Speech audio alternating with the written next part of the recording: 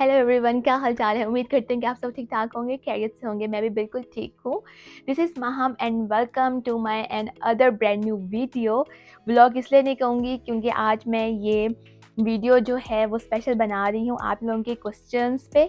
क्योंकि मैं अपने पिछले व्लॉग्स देख रही थी तो आप लोगों ने बहुत से कुछ ऐसे क्वेश्चंस किए हैं कि उस उनके कमेंट के रिप्लाई में ना मैं बहुत अच्छा सा रिस्पॉन्स नहीं कर सकी। इसलिए मैंने सोचा कि ना मैं क्यों ना अभी आपके क्वेश्चंस पे छोटी सी एक वीडियो बना दूँ।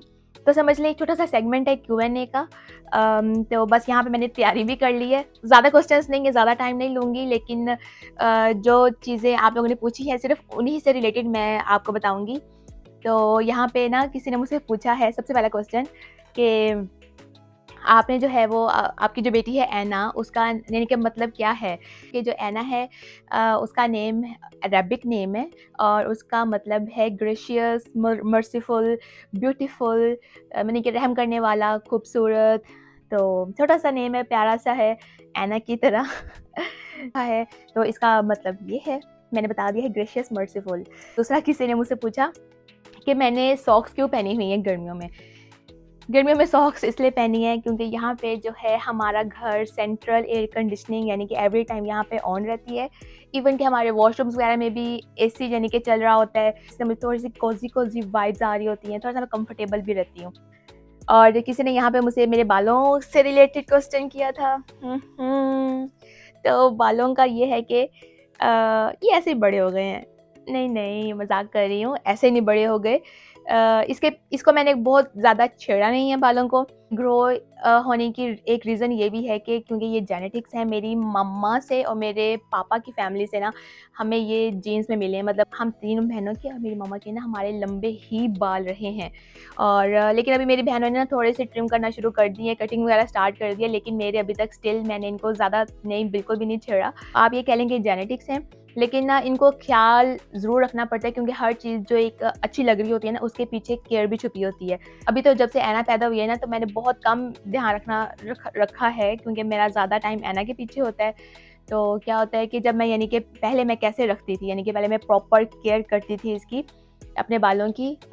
जिससे मैं इनको प्रोटीन ज़रूर देती थी। प्रोटीन किससे देती थी मैं? कोई मांस वगैरह ऐसे का कोई मार्केट का नहीं लेके आती थी। मैं घर में यानी कि एग बीट करके उसको अच्छे से, यानी कि उसकी जो एग यॉक होती है ना, तो उसको मैं बालों में लगाती थी और योगर्ट लगाती थी, और इसके अलावा मैं कुछ ऑयल्स हैं वो मिक्स करती थी।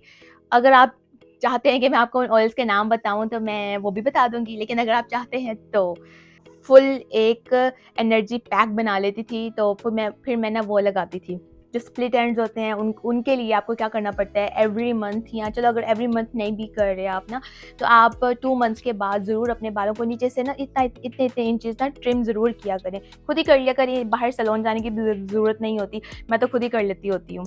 एवरी मंथ या 1 एंड हाफ मंथ के बाद ना ज़रूर करती हूँ। तो ये हो गया मेरे बालों का। और किसी ने कहा था कि आप अमेरिकन मॉल जाएँ और हमें वहाँ के फॉर्मल ड्रेसेस दिखाएँ, तो मैं ज़रूर जाऊँगी। बल्कि मैं इस पे कुछ वीडियोज़ भी, मैं बल्कि शॉर्ट्स भी रेडी कर रही हूँ। जो क्विक शॉर्ट्स होती हैं ना, तो मैं जाके फ़ौरन कुछ ना कुछ मैं दिखाऊँगी, और अभी जो रेडी कर रही हूँ वो अगर रेडी हो जाएगी तो मैं ज़रूर जल्दी अपलोड करूँगी। बाकी मॉल्स में इंशाल्लाह मैं ज़रूर जाया करूँगी, अब स्पेशल जाया करूँगी। आप लोगों ने कह दिया ना तो ज़रूर जाऊँगी। ठीक है, अब सबसे एक जो मेन क्वेश्चन, किसी ने मेडिकल केयर के बारे में पूछा है कि यहाँ पे किस तरह की मेडिकल फैसिलिटीज़ वगैरह हैं। तो मैं आपको बता दूँ कि जिस तरह मैं स्पाउस वीज़ा पे आई ना, तो मुझे इतना मसला नहीं हुआ क्योंकि मुझे मेरे हस्बैंड के थ्रू मुझे इंश्योरेंस मिल गई। तो मेरा तो मेडिकल यानी कि उन्हीं की वजह से, यानी कि उस इंश्योरेंस की वजह से चल रहा है। लेकिन अगर आप यहाँ पे आते हैं और आपके पास, या तो आप पहले फ़ौरन आके इंश्योरेंस ले लें, ठीक है? इंश्योरेंस ले लेंगे तो आपको बहुत ज़्यादा यानी कि आसानियाँ हो जाएँगी आगे आगे चल के, यानी कि कभी आपको मसला होता है तो आपको वेट नहीं करना पड़ता। मैं आपको बताती हूँ क्यों वेट नहीं करना पड़ता, ठीक है? इससे पहले मैं आपको 2-3 बातें क्लियर कर दूँ। अगर आप यहाँ पे आए हैं, सही है, कोई स्टूडेंट वीज़ा पे आया है, कोई फैमिली वीज़ा पे, कोई वर्क वीज़ा पे आया है, ठीक है? और अगर वो कभी बीमार हो जाता है, जैसे उनको कोई सर्दी हो गई, कोई कोल्ड हो गई, कोई रेस्पिरेटरी, या कोई माइनर कोई भी इन्फेक्शन हो गया, या कोई कर्स वगैरह लग गए, तो उसके लिए तो यहाँ की फार्मेसीज़ में ओवर द काउंटर्स पड़ी हुई हैं।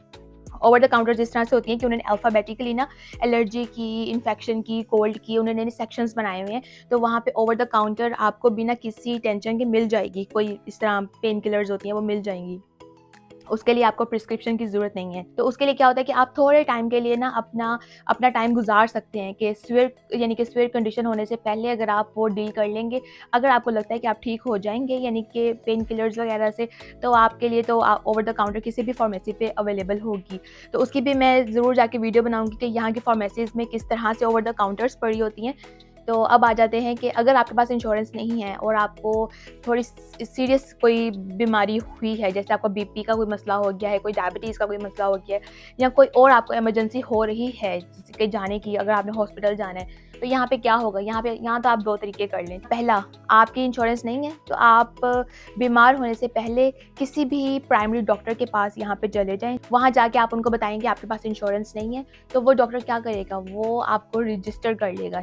रजिस्टर करने का ये होगा कि वो आपसे थोड़े से पैसे लेगा, लेकिन आप रजिस्टर उसके पास हो जाएँगे कि कभी भी फ्यूचर में आपको कोई मसला होता है तो आप उनके पास जाएँ, उनको बताएँ कि आपको ये यानी कि कोई भी यानी कि सिचुएशन हुई है, तो वो क्या करेंगे, वो आपको मेडिसिन प्रिस्क्राइब करके दे देंगे। जिस फार्मेसी से लेनी होगी तो वो आपको प्रिस्क्रिप्शन बना के दे देंगे। यहाँ पे ये बहुत स्ट्रिक्ट रूल्स है, यहाँ पे प्रिस्क्रिप्शन के बगैर आपको कोई मेडिसिन नहीं मिलती, कहीं से भी नहीं मिल ही नहीं सकती। उसके लिए आपको किसी डॉक्टर का प्रिस्क्रिप्शन चाहिए है, यानी कि चाहिए ही चाहिए। तो एक तो तरीका ये है कि बीमार होने से पहले आप प्राइम डॉक्टर के पास जाएँ और अपने आप को रजिस्टर करवा लें विदाउट इंश्योरेंस। और दूसरा क्या है कि अगर आपको कोई सिचुएशन आ गई है और आप चाहते हैं कि आपको वेट ना करना पड़े, आप फ़ौरन जाके अपने आप को ट्रीट करवाना है आपने, तो आप क्या करेंगे, आप जाएँगे अर्जेंट केयर में। किसी भी अर्जेंट केयर में चले जाएँगे तो वो आपको कोई क्वेश्चन नहीं करेंगे, वो आपसे क्या करेंगे, वो वॉक इन होता है, उसके लिए कोई अपॉइंटमेंट लेनी नहीं पड़ती। प्राइमरी डॉक्टर के लिए आपको अपॉइंटमेंट लेनी पड़ेगी, वेट करना पड़ेगा, फिर जाना पड़ेगा। और जो अर्जेंट केयर है वो आप वॉक इन जाएँगे तो वहाँ पे वो क्या करेंगे, वो आपको फ़ौरन ट्रीट करेंगे, आपको मेडिसिन देंगे, आपको अच्छा भला चंगा करके ना भेजेंगे। लेकिन भेजने से पहले वो आपसे जो प्राइमरी डॉक्टर को आप फ़ीस देंगे ना, उससे वो थोड़ी-सी ज़्यादा चार्ज करेंगे। क्यों? क्योंकि उन्होंने आपको फ़ौरन ट्रीट किया होता है, फ़ौरन आपको मेडिसिन्स दी होती हैं, फ़ौरन और यानी कि आपको बिना किसी प्रिस्क्रिप्शन के आपको वो हर चीज़ यानी कि सही करके भेजेंगे।